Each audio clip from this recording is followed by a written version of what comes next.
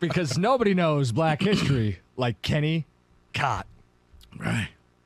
Left side. Strong side.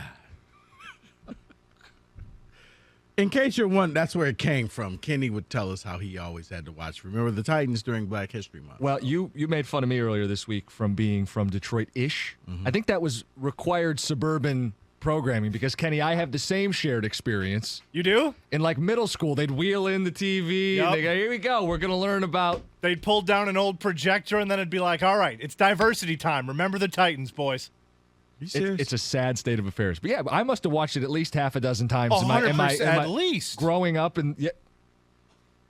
It was once a year, every year. Now, I'm not gonna claim they were using it to teach us about diversity. They did. They were like, all right, it's Black History Month. It's Diversity Week. We're going to show you a film. But it is very sad in retrospect looking back. And, Kenny, you've only made that more and more clear. Rico is so saddened. I weep for the educational system of our country. This is why most kids want to grow up to be social media influencers instead of stuff that could help folks out. Because we didn't teach them anything. Left side, strong side. All right, hope you're thawing out today. Hope you have power if you're listening to us today. I know branches froze, trees exploded. Hope everybody's doing okay today. Rico, I want to bring up some options for the Lions. Not with the 6th overall pick, but with that second pick in the first round. I want to focus on 18. Couple different directions they could go. This is death not an option. Pick your poison. These are the things being discussed in the media. Dave Burkett, Free Press, dropped his mock today after teasing everyone for 48 hours. Dave gets it. He has him going Bijan Robinson at 18, going running back. Polarizing. I don't like using a first-round pick on a running back. I don't like spending on a running back. You just hate running backs. I think they're the least valuable position, but Dave made a case in his mock.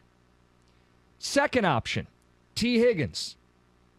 Follow the A.J. Brown blueprint. Pro Football Focus says give up 18 and a fourth and go get T. Higgins from the Cincinnati Bengals.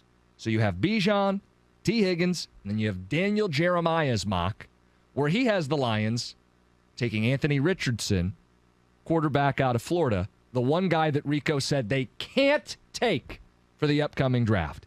Death not an option. Rank the 3 choices. Bijan, T. Higgins, Anthony Richardson. What do you want him to do at 18? But I want a defensive player. Well, that's not an option. We're not at a pizza place. You can't order pizza. You have to order from this menu. Bijan, Higgins, Richardson. No substitutions on the menu. No. With that logic, I'm probably going Bijan first. If I had to, because I do think you need to upgrade this running game. This is a team, as I said yesterday, it's built to run the ball. And I know you devalue the position because you think any joker, any clown, the league devalues any the bus position. boy can go out there. Pretty much. At every position, Cookies, there are elite players. The Lions showed you, hey, we could win with 2 guys we found off the street at tight end. But you mean to tell me if you had a choice at getting Kelsey here, you wouldn't want him? It's tight end, but you could survive. I'd get the running back. Second, I guess, would be T. Higgins. Here's why it's second. You spent a lot of capital, you move up, and you may already have your T. Higgins here in Jameson Williams. So, are you going to stunt the growth of J-Mo by bringing in T. Higgins? Now, you already got St. Brown. You have other receivers. Now's the time.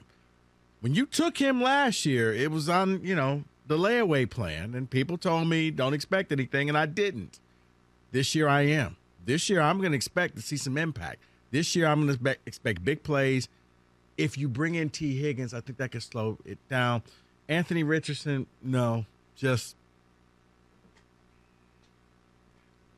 of all the quarterbacks. What did this man do to you? Nothing. He's not that good. He's just not. He's this year's Malik Willis. He's got a lot of people fooled, and I think he's going to be this big-time NFL quarterback. He's not. Okay. Bryce Young, C.J. Stroud, Hendon Hooker, Jaron Hall, Stetson Bennett, Will Levis, Anthony Richardson. These are all quarterbacks in this upcoming draft. Completion percentage from 1 to 5 yards, Will Levis and Bryce Young are actually at the top, Okay. about 82%. Stetson Bennett, 81. Jaron Hall, 80. Hendon Hooker, 78.9. C.J. Stroud, 79.5. Anthony Richardson, 70%. Okay, lowest of the bunch. Yeah.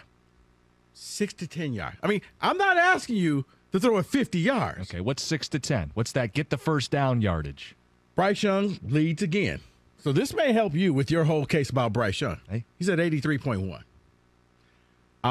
Next is Jaron Hall from BYU, 79%. Followed by C.J. Stroud, Hendon Hooker. Followed by Stetson Bennett, Will Levis. Will Levis is 70. Stetson Bennett says 65. Anthony Richardson, 62. Bottom again.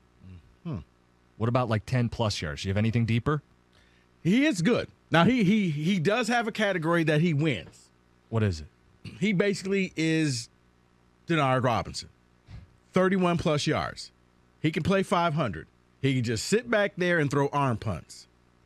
He's at 55.5%. He leads everybody, and that's the only one. But the short passes, the intermediate passes, he struggles. Rico, I'm not going to dispute any of this. I don't think he's at all a refined passer. If you watched any of Florida this year, you saw him have wow plays, but he struggled with precision and timing. Why is he an option? Because you'd be drafting him as a project, because any QB you're taking this year sitting a year behind Goff, if he's even there at 18, that's the guy I would put at the top of this list. If I'm going to draft a project, you know what? Death is not an option.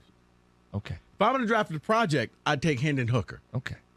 He's injured, and he fits your criteria. You know why? You can't play him because he's hurt. He's hurt. He's also a couple years older. He's your quarterback, J-Mo. Let me make this case. Of the three, I would put Richardson 1, Higgins 2, and a running back 3. And any running back dead last. Do you just wake up in the morning figuring how you going to piss me off today? You just mull around the catio with your coffee and just figure, oh, this will do it. Richardson has the strongest arm in the draft. He is the best athlete at the position in the draft. And I'm not taking him at 6, but I'd take him at 18. That can't hit. Hold on. You can coach that. You can't coach arm strength and mobility. You can coach mechanics and timing, especially for a guy who you're not expecting to be the guy in year 1. If you can coach that, then why hasn't he been coached that? He doesn't have the best of the best working with him. 248-539-9797. Death not an option. This is the menu you're ordering from. These are reporters. These are entities, media types. Dave Burkett has Bijan Robinson. Pro Football Focus says trade for T. Higgins. Daniel Jeremiah says Anthony Richardson. Who do you want to be the pick at 18 if that's the menu they're ordering from? You have to work from that. But I like Osiris Torrance from Florida. Great. Make that call tomorrow or next week. But Jim, I would go double defense. Phenomenal. We don't have that on the menu today. I'm sorry. We're fresh out. You're going to have to come back tomorrow. I'd rather you get Bryce Young at 6 than Anthony Richardson at 18. Hey, buddy. Me too. But you know what? Me too. There's your moment. We're at the Chinese restaurant, and there is no substitution.